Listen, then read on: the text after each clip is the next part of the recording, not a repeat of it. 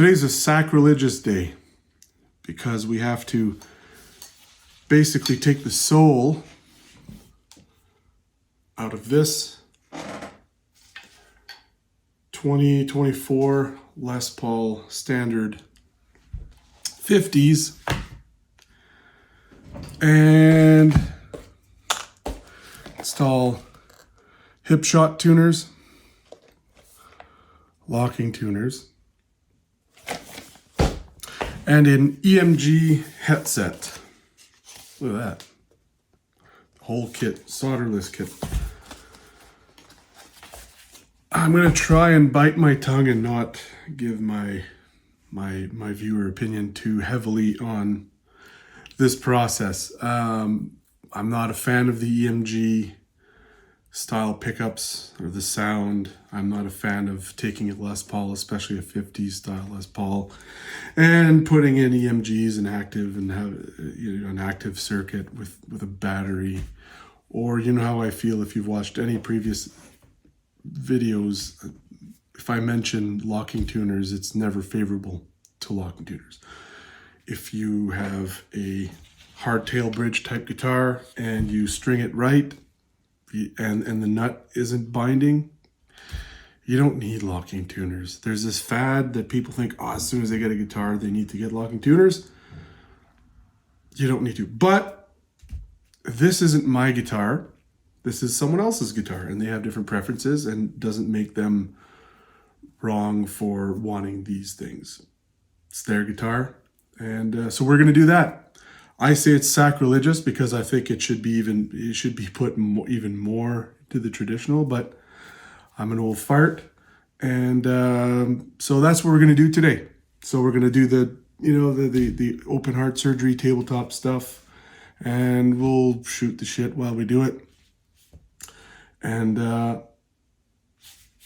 let's get into it. Okay, so here we are with the Les Paul Standard. The customer did ask me to try and keep the strings if possible because they were fairly new. I don't know if you could hear that, but these strings are dead. One of the quick checks is you run your finger underneath here and feel for the indentation of all the frets under the string. So they do feel new. There's not a lot of indentation, so it's barely been played with these strings, but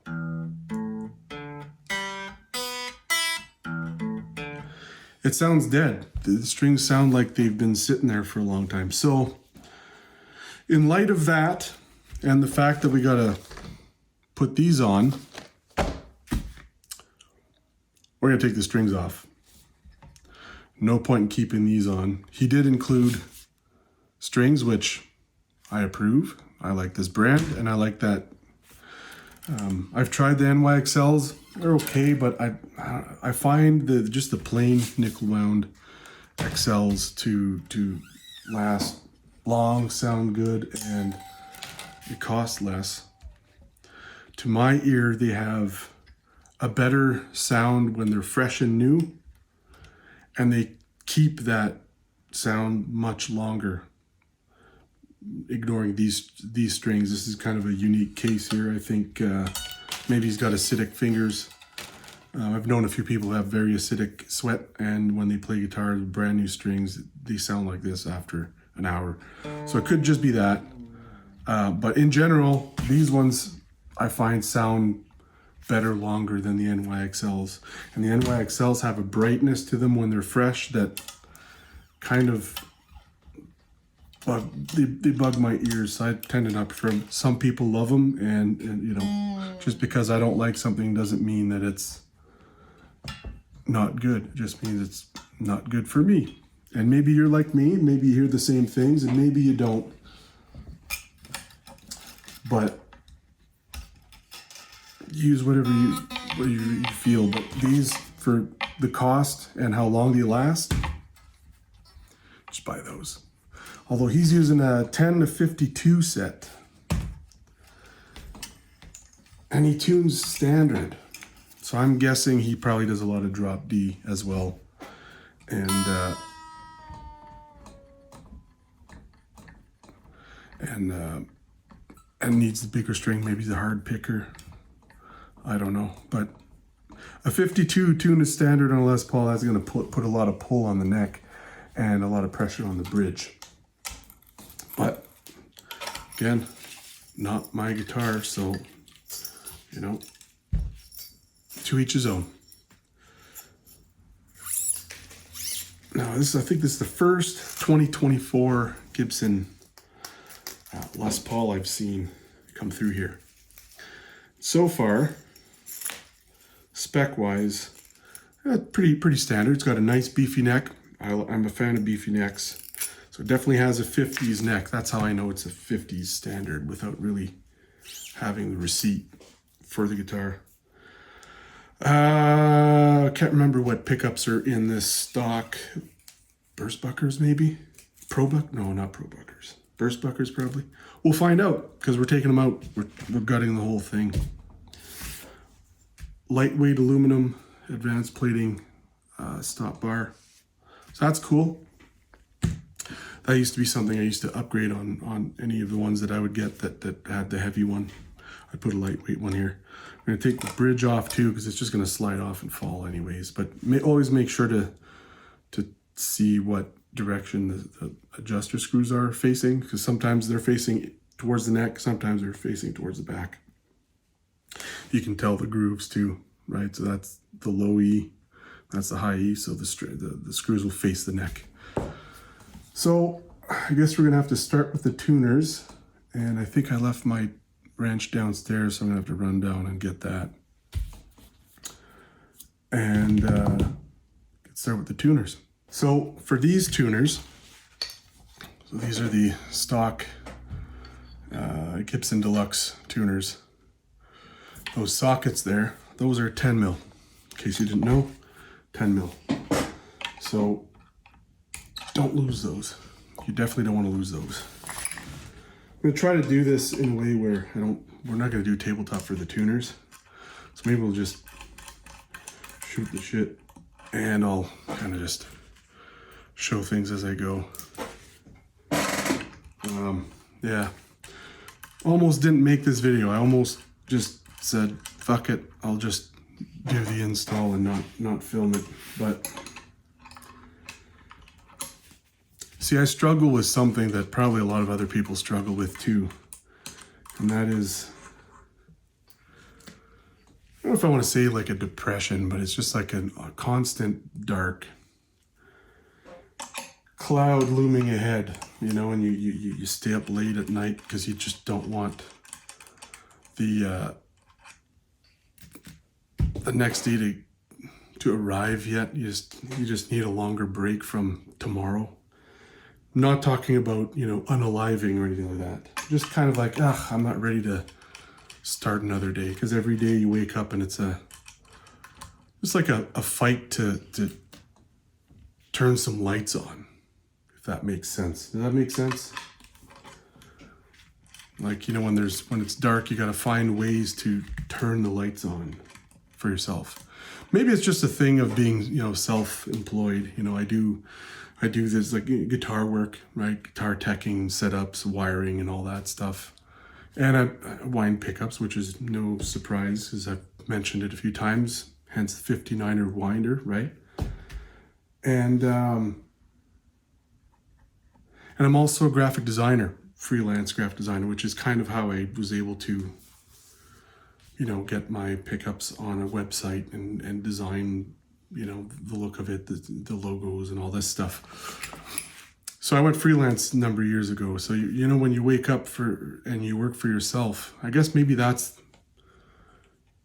an issue with, like, that's the battle for people in this position, is that, you know, you don't just get up, have a coffee, get some clothes on, get to work, and just look busy all day and know where your paycheck's coming from. When it's this, you never know. And every morning you have to get up and make sure that by the end of the month there's a paycheck coming in, right? And it's you know, if you're in a job and you're doing a 9 to 5 and you're thinking, man, it'd be so cool to just be my own boss, and you know, the grass is always greenest on the side of the fence you're not on. So if you're working a 9 to 5, I used to do that. I might do that again someday. But you look on the other side of the fence, gosh, that grass is green, right? And then you get to the other side of the fence and you're like, oh, fuck, this grass is pretty yellow, right? So I don't know. I've been kind of battling with that on and off for a number of years. And then lately, I think just with the cost of living and the cost of everything and being a freelance graphic designer, what happens is you have clients, right? And these clients contract out work to you, and you do the work, and you know, you invoice them for the time, and you have your regular clients, and you have clients that are less frequent, stuff like that. Then you get new ones that just pop up and disappear for a while, and it seems like lately there's just less of that, and ever since, you know, the big COVID thing, right? I've had clients, just a lot, as a lot of businesses ended up having to close. Some of my clients had to shut down, which sucks for them, you know, and for me as well. And then there's a lot of clients where they kind of look at their finances and go, okay, we need to rejig our stuff. And myself, not being an employee, but being someone they contract work out to, I'm one of the first ones to get cut on the chopping block. And kind of there, you know, it's been there for a number of years now. You know, we're like 5 years now since that whole pandemic thing kicked off here in Canada. So I don't know. I was in a bit of a funk. You know, it's hard to, you know, I am married, happily married. Absolutely adore my wife. I love her to death. She's a great mom, and we have 2 great kids. And they come home from school, and she comes home from work. And in their eyes, I'm Superman to them. At least that's what they say, right? And it's hard to be Superman when you feel about that big, right? So every day is kind of a battle to kind of figure out a way to not feel so small at the end of the day, to feel like, well, I did this, and this, right? And you don't have a team, you don't have people that you work for or work under or work over. It's just you. And so it's all up to you to make it all happen, and it's pretty exhausting. So if you're in that kind of situation where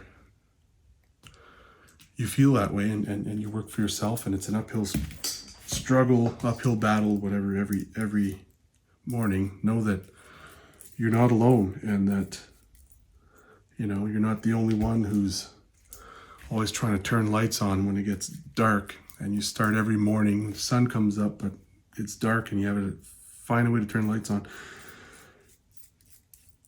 You're not the only one.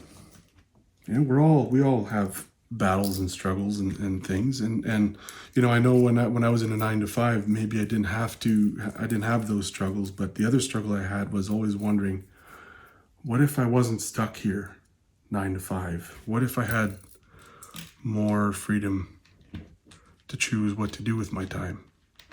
Which is how I ended up on my own. And then eventually it led to figuring out how to wind pickups, because I was working on guitars and stuff like that. So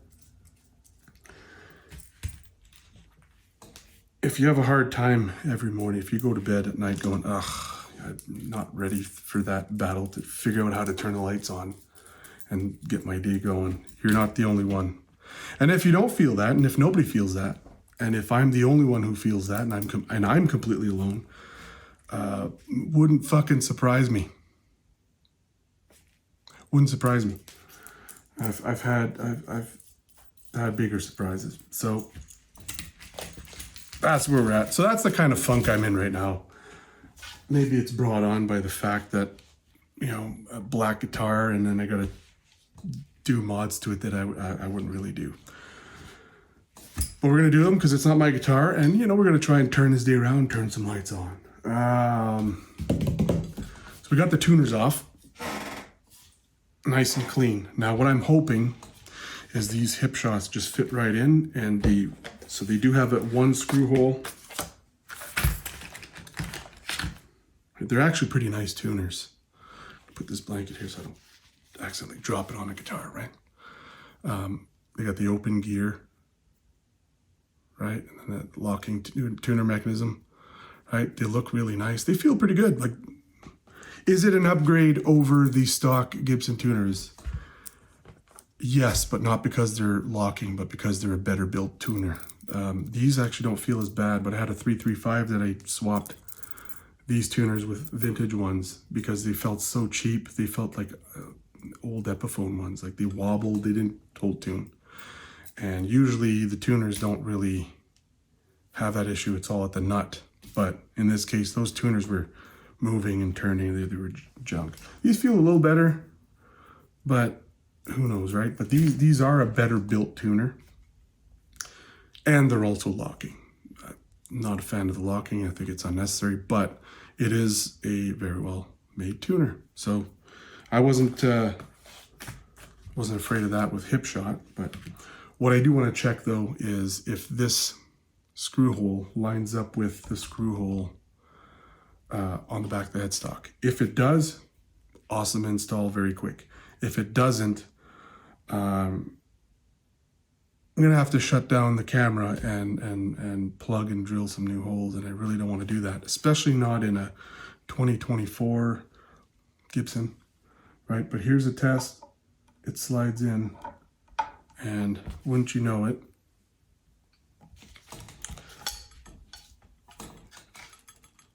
the lights are already turning on. Look at that. So that, you probably can't see it, but the hole does line up. So Hipshot's thinking. And if you look right here, see it's got a Gibson headstock, so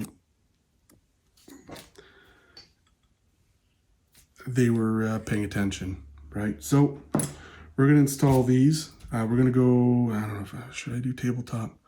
We'll do tabletop, but here's what we're gonna do. I'm not gonna talk through it so that I can speed it up, so that, you know, the boring, repetitive stuff is mitigated. Back on tabletop. All right, upon closer inspection, I was wrong.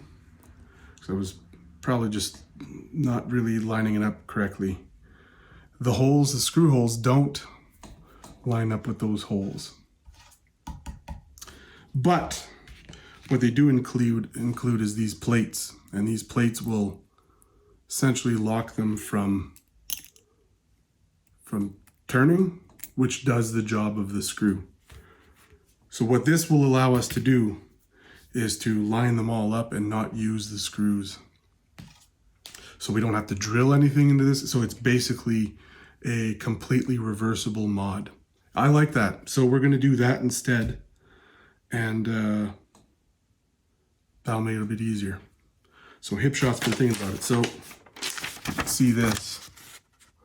Let's see, you got these plates, right? And they're installing it, and they're not putting the screws in because the plates hold it together. So the plates with the threaded bushings compress it, hold it together, and they won't spin. Do I prefer this? Yes, but not my guitar. So here we go. All right, so here we are tabletop for the tuner install. Just gonna burn through it, but just to talk real quick, the way you set these up is you've got two plates, two sets of plates. So one with a small hole and the big hole, the other one has two big holes. So you put this like this, and then the next one on top. And if you could see, like the edge there kind of coincides with the indentation of the old tuners. Hides it all completely. So the best way to do this is to install the one plate first. So you grab your bushing, right, bushing and the washer. Just put the plate down, grab the tuner, drop it in place, and then you just thread the bushing on the other side.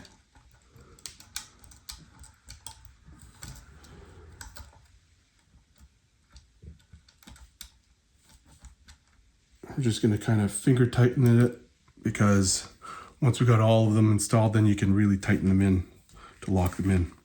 So we're just going to do this real quick. Going to do the install, speed it up, and reconvene when it's all done.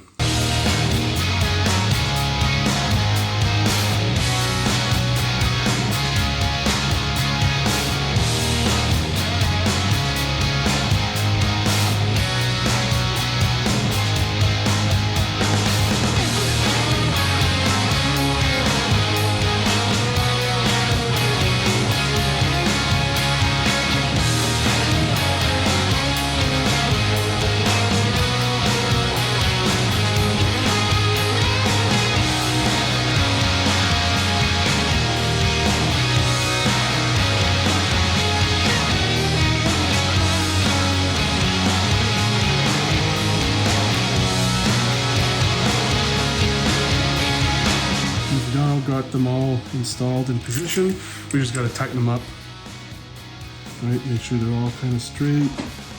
The plate kind of helps hold that.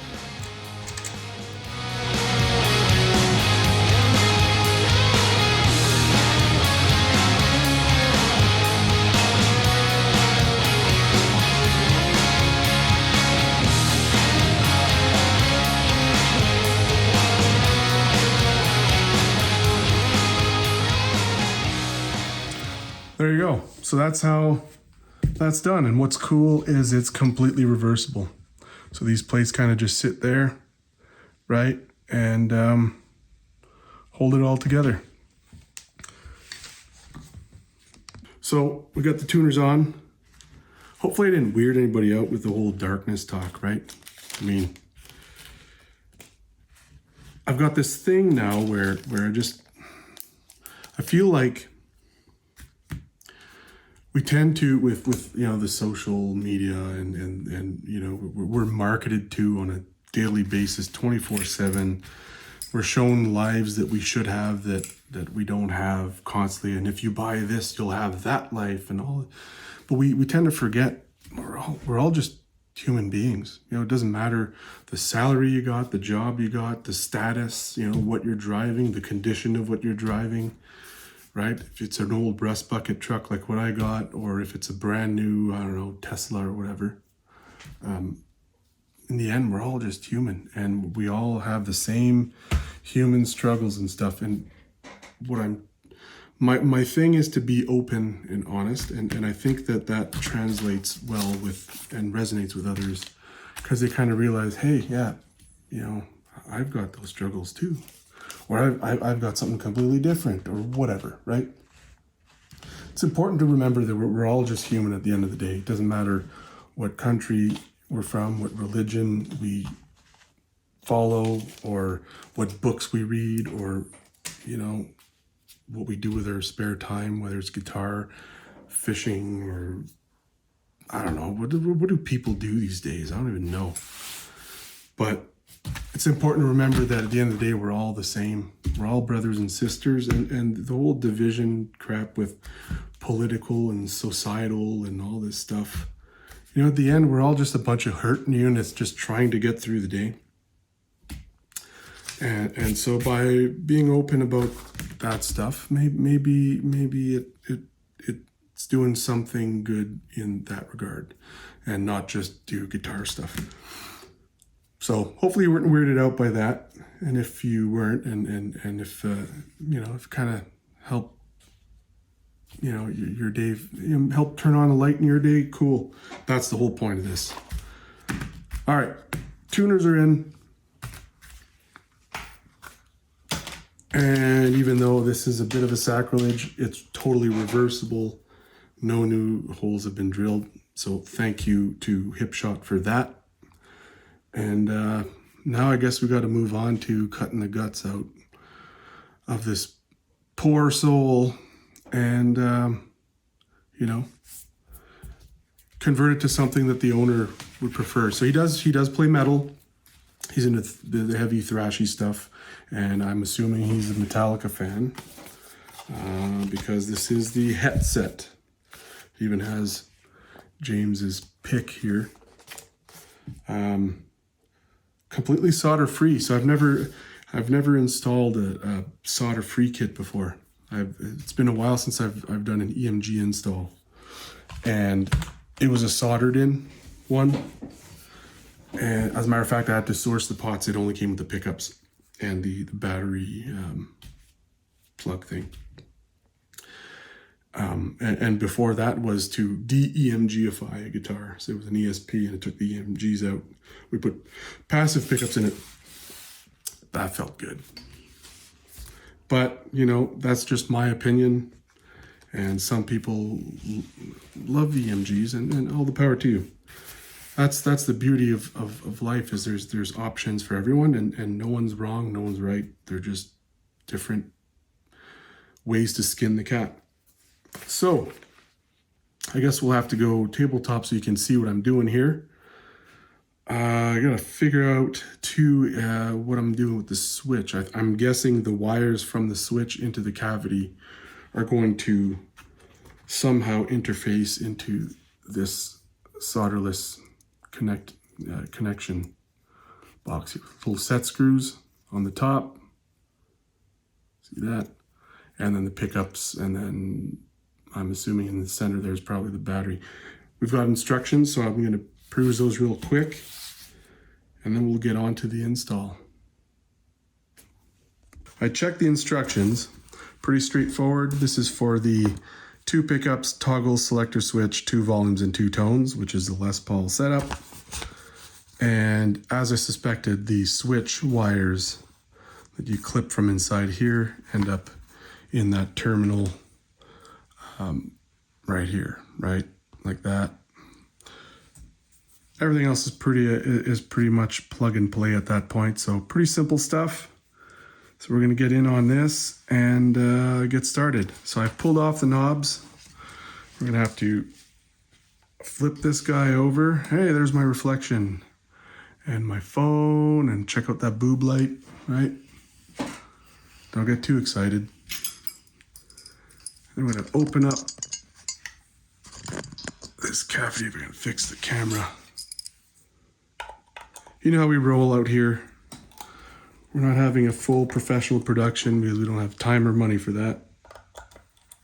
So we're about as real as it gets, right? If you were to do this by yourself at home, if you're technically inclined, you would pretty much have a similar view as this. Maybe one day we can have a better production, but for now, this is what we get. Sometimes, so here's a trick. If you can't get this out, you can either get some like masking tape and just take a little piece and stick part of it here, and then you lift it out. And if you don't have masking tape nearby, just stick a pick in here and you can pop it right out. All right, so what do we have here? We have, this would be the wire for the switch, and these braided ones are the wires for the pickups. And then we disconnect that, and this is the wire for the output jack. So we basically disconnect that. We could pop this whole thing off, and Bob's your uncle. Let's see here. That's ground. 1, 2, 3, 4. 1, 2, 3, 4.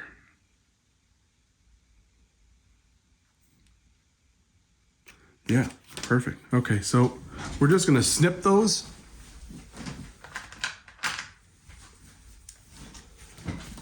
Just for ease of removal, because I don't have my soldering pen heated up yet. I wasn't really thinking about using a soldering gun or a soldering pen for a solderless kit. So this is the switch, and these 2 wires basically make up the ground, right? Then you've got your neck and bridge pickups, and this is the output right here. A weird way to hook shit up. Okay, so that's undone. We've got, here we have the ground wire, which we have to keep because that's going to get into the terminal, I think, as well.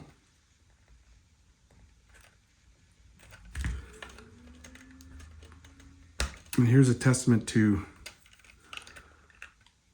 the soldering work at Gibson. I was able to pull that right off the pot. So it wasn't soldered very deep in there. Might have been kind of a semi-cold joint.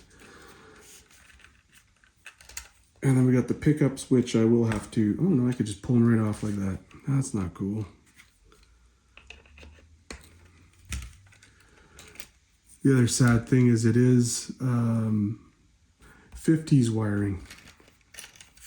Kind of unfortunate that we're doing what we're doing right now because, I don't know, it's about as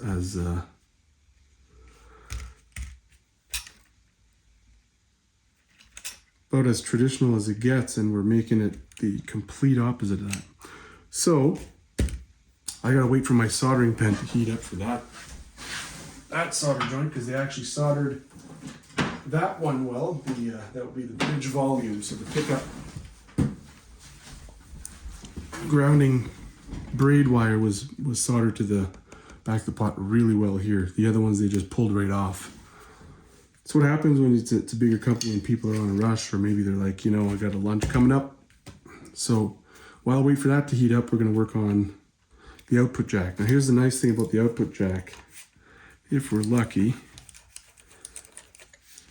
we could just pop it off this plate and take it in from the inside and not have to unhook it from this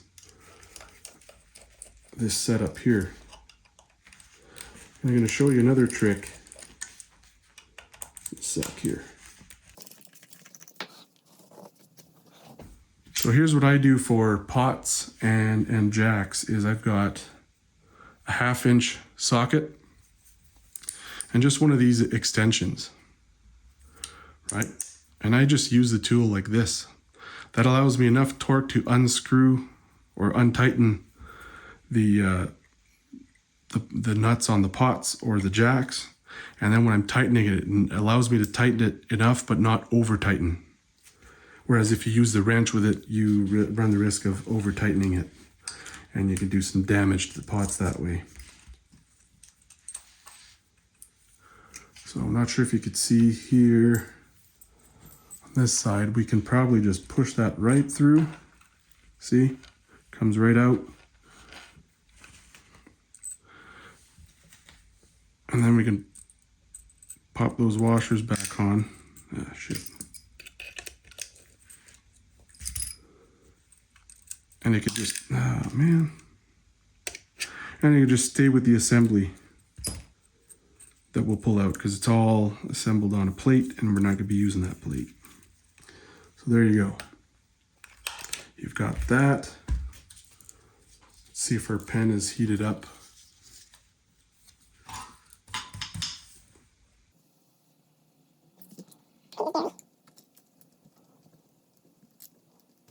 Not yet. Okay, so just to make sure we got everything else done. So all we have to do is unhook that last pickup, and then we can take this whole assembly out, take the pickups out, and that gets started on the install of the new gear.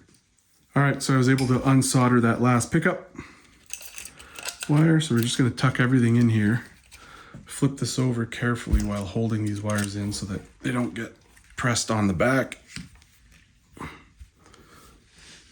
Including the output jack that we left in there. Make sure everything's in the cavity, and we're good. All right, so back to this tool, right? We just loosen those nuts.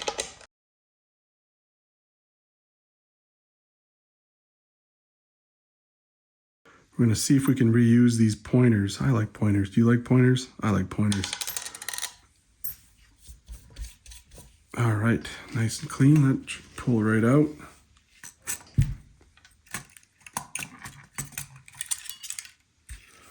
There you go.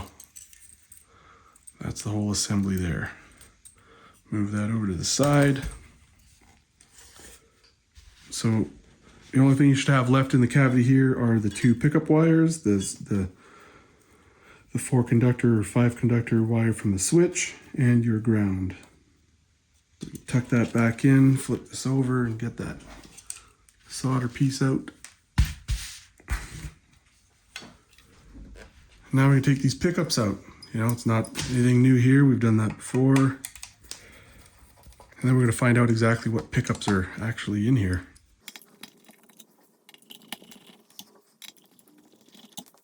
All right, the big reveal. Burstbucker 2. Gibson Burstbucker 2 in the bridge. You know, Les Paul Standard 50's, the LPS 5, and then hopefully that's not POO, because then that means this guitar is poo. Is that what it is? I don't think this guitar is poo. But we'll see what it sounds like when we get these EMGs in. Now I do remember reading up on these a while back when they came out years ago. The Het Set being James Hetfield's signature set based on what he had been using, but trying to make it more sound like a traditional PAF style pickup. You know, to have best of both worlds, because he does have all kinds of guitars, and he's got, I'm sure he's got a few bursts. So that set was kind of to try and get the EMG tones and these tones. So here we have a Burstbucker 1, no surprise there. So this guitar had a Burstbucker 2 and Burstbucker 1 set. Now we're good to start on the back, I think. And we're gonna, what I'm gonna do here, I've got a microfiber rag. Looks kind of dirty, but it's very soft. We're gonna have this, like this. And we'll start figuring out how we're gonna hook this up. So we've got this terminal, we've got some pots. Now one thing I do know is that the shaft sleeves, the threaded sleeves, are a lot thicker or a lot wider, bigger diameter than these pots. You can even see it just on camera. So it will be a matter of getting them in there and centering them and tightening it up and that sort of thing. But here we have, what does it say? It says volume.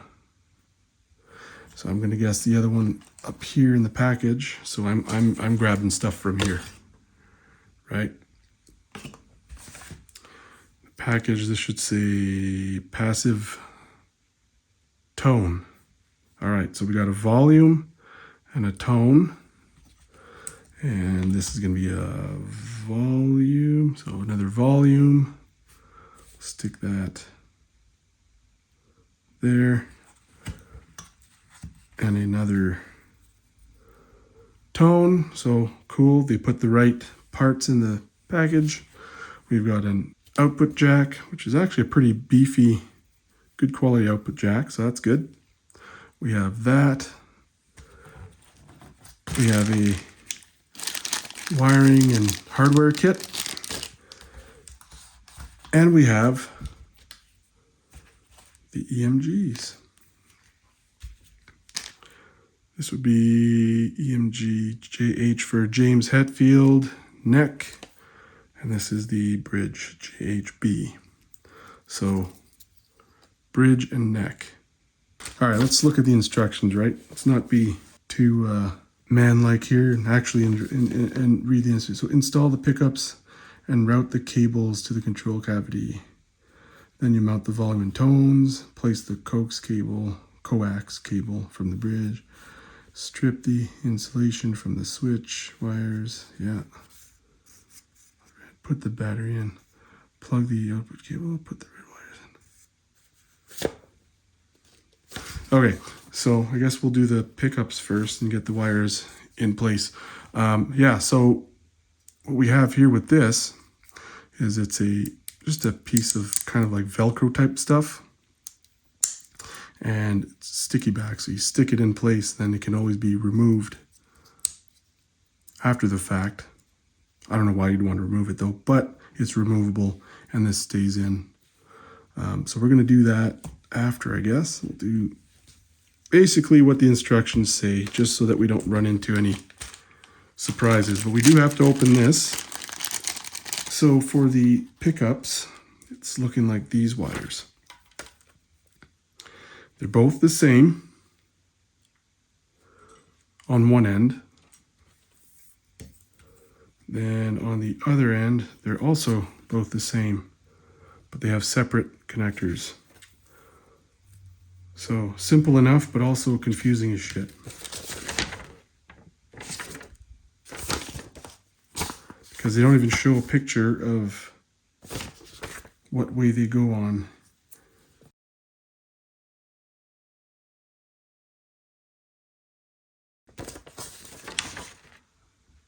Oh, there we go. So these, pull up these little covers.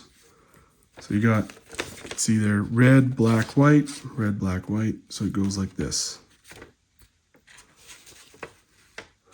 So there's that. And here's what I don't like already. So this is the bridge. So these poles have to be towards the bridge, the actual physical bridge. But the hole to the cavity is out this way, but they're installing it this way. It should be on this side, so you could just run it straight through, right? So that it would go out this way. But instead, what it forces you to do is you now have to have a bend in the wire, and that puts a little bit of stress on here. So I don't know if that could cause issues down the road, but this isn't super soft wire. Like, there's a bit of stiffness to the insulation on these. So I don't know. That's a thing, I guess.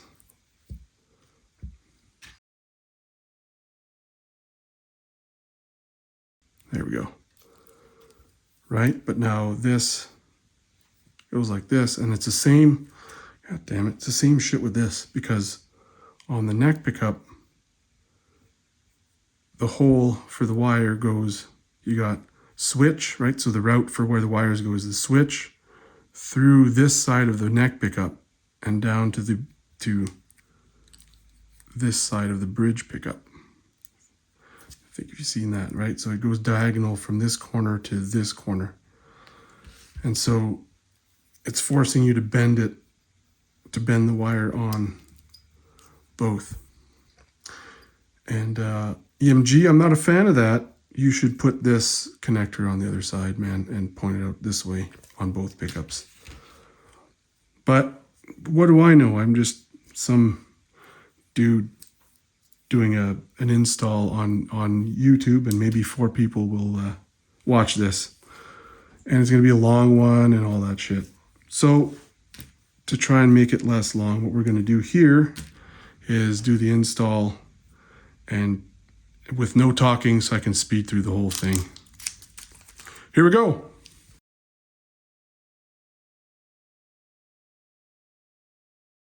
All right, so I forgot to hit record, so we're skipping ahead a little bit. I got the neck pickup in, the wires fed through.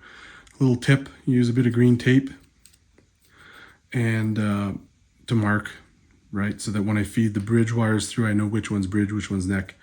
Good tip for when you're installing pickups. I do this all the time. I do rip this off after when I hook everything up, but onto the bridge pickup.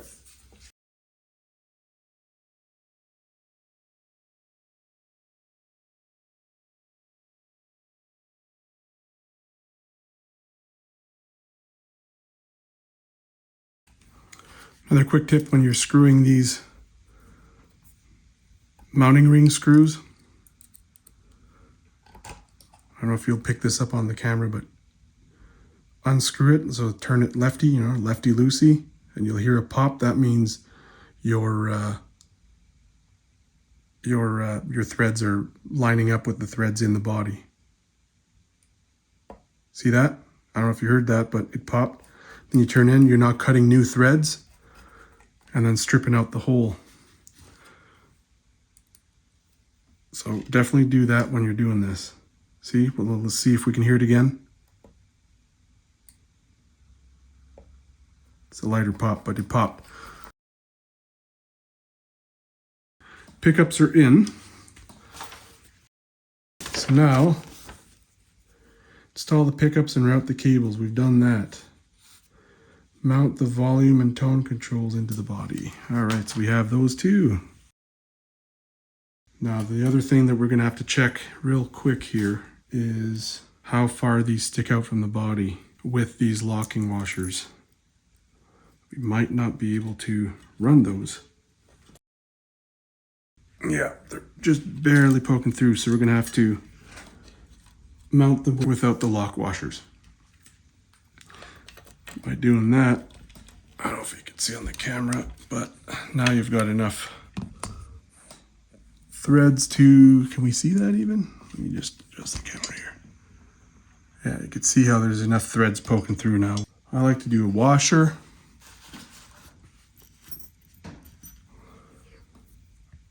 You know what though, the pointers are not gonna work because it's for the bigger ones. Okay, so we're gonna go pointerless. Yeah, that's gonna have to be the way it goes. All right, so I'm gonna do this. I'm gonna install these real quick. It's pretty self-explanatory, right? So I'm not gonna film that, but we're not using the lock washers because the threads don't stick out high enough. So we're just mounting them direct like that, and then a washer and a nut. Pots are all installed. Now we just gotta move on to the next thing. So here what we see here. Mount the volume and tone of the body, plug both neck and bridge pickup cables into the volume controls as shown. All right, so we'll rip this off. It's tape. This is the neck pickup, and we're going into this side.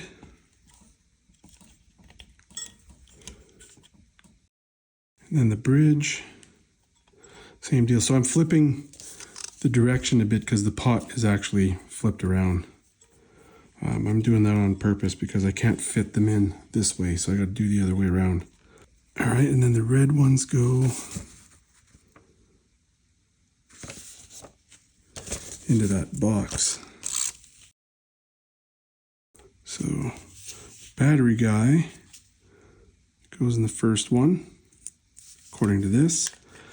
And then the neck pickup one goes in the next one.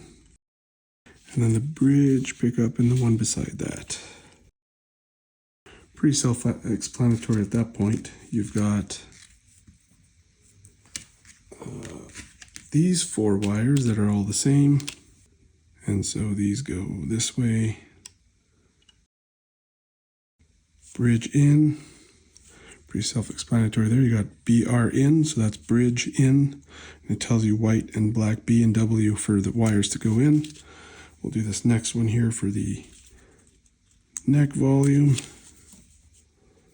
And that tucks into, it's getting hard to see, like this. Then you've got these two that go from the volume to the tone pots. Here, so the volumes are mounted backwards in the guitar compared to the diagram. So it's flipped here, but it's going to go the same direction on the tone pots. So flip that around like this, and it goes to the top just like on the picture. Tone pot, and then flip that around and onto the bridge volume. So now we've got the pickups connected and the pots connected, and we're going to try and pretty this up later. All right, and then this goes to that output jack. And then this guy goes in here, black and white, just like the picture. All right, so we've pretty much connected everything we need here. Only thing left to do, only thing left to do is these guys. So what we're going to do here, this one's pretty good, but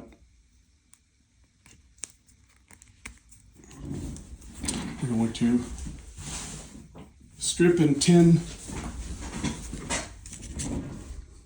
these other 3 wires. There, so we got freshly tinned connectors, because these will go in here. So we have 2 ground points here. Now, is this small enough? It is. Okay, so ground, so this yellow and green, that's ground. I'm gonna put that in this guy. Just stick it in, tighten it up. It should lock right up. Perfect. And then that last one's gonna be for the main ground that comes off of the bridge stud lug. All right, so we got O, N, and B, so output, neck, and bridge. And I'm not sure which one that is. So, just a quick check. Pulls right off. All right, what do we got here? So, the red is down. So red is bridge, white is neck. So back down over here, red is bridge, so red goes in the B hole, and then white will go in the N hole.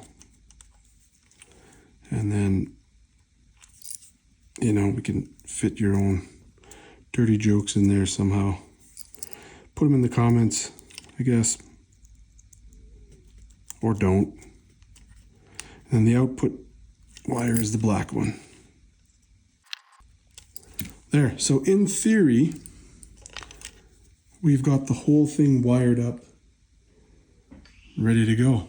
So now it's just a matter of cleaning this up, tidying it up, hooking it all up, and then testing it, stringing it up, and then she'll be done.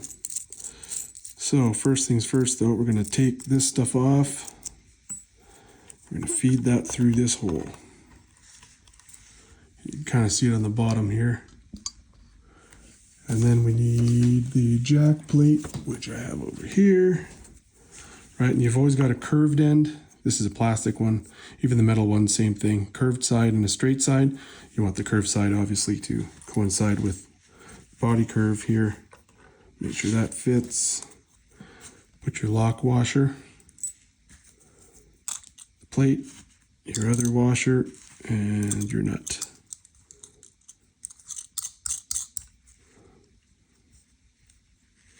Line that up like that, and then grab that tool hack there that I showed you earlier, right? Just an extension with a 1/2-inch socket. Allows you to get it just tight enough without damaging shit. That goes in there. We need our 4 screws. So what I'm going to do next is off camera, I'm going to figure out how to set this up so it looks clean and neat. And then I'll just kind of explain what I did there. So I got everything kind of cleaned up. I was able to just kind of tuck stuff around and make it look neat. And it kind of holds itself all together. Right, the ground wire can kind of hold stuff together, tucked in there. I've mounted this box on the side. I thought maybe mounting it on the bottom right in the middle, but it's better off the side like this because it leaves a bit more room for the battery. So what I'm going to do for the battery is I got a piece of foam, right? I'm just going to kind of tuck it in here like this, and then neatly tuck in the battery like that. I've tested it, everything works. So you just tuck it like this, and then once you put the cover on, holds everything in place. So I'm gonna go ahead and string it back up, and then we're gonna see how it sounds. All right, so we're back with the Les Paul 50s, Les Paul Standard 50s. We've installed the Hipshot tuners and the James Hetfield EMG Het Set in the guitar. Everything's working, volume, tone, neck, and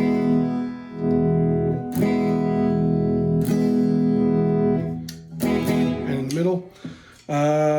Yeah, so they're all working. They sound. Sorry, I just had to fix the camera there. Clean sound, like they're very EMG like clean. Not as bad as like was it the EMG,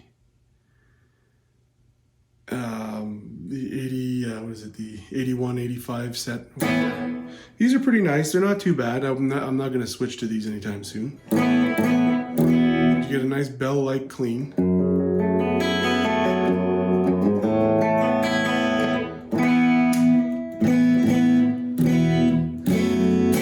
So no mics on the cabs today. We're just plugged in straight into the Bogner Shiva over here. And you're just getting camera sound. Doesn't sound bad. Doesn't sound too bad at all. We'll throw some gain on here, because that's sort of what they're supposed to be for, right? Maybe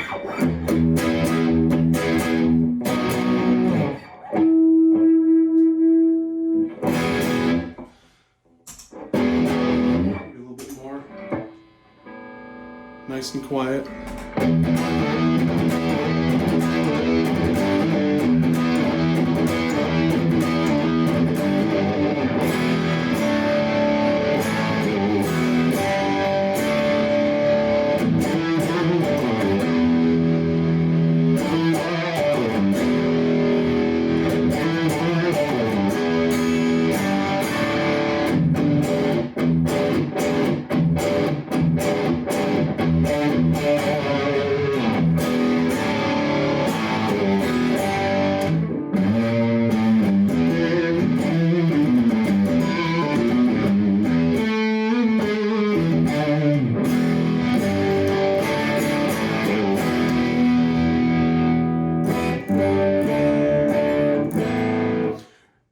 This set actually cleans up pretty nice. Well, you know, there's a lot of gain on here now. Cleans up pretty good.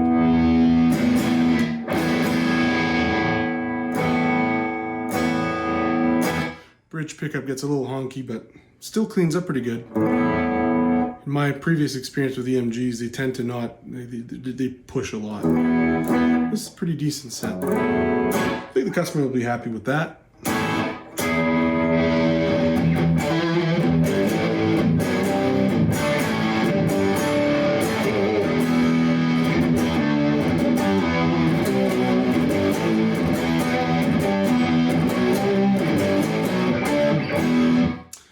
I don't remember any of my Metallica riffs from back in the day when I was younger. You know, you hear Metallica and you're like, oh yeah. So I used to know a lot of their riffs, and I don't remember any of their riffs.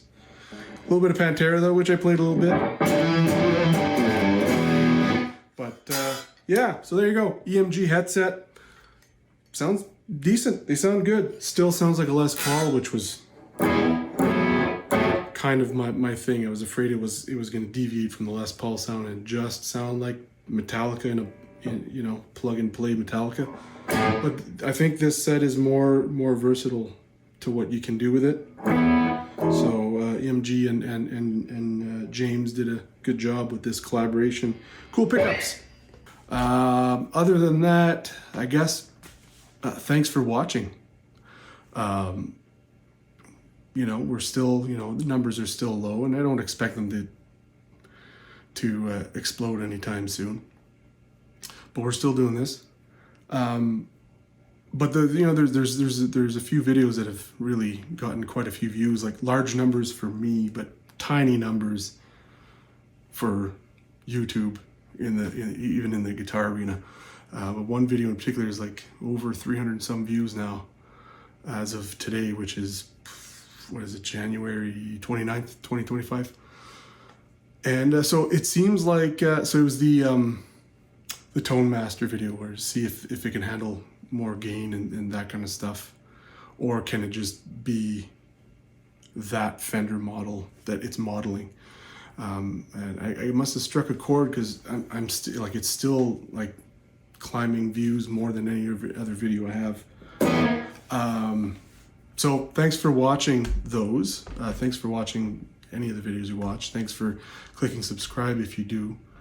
And thanks for coming along for the ride and putting up with my shit.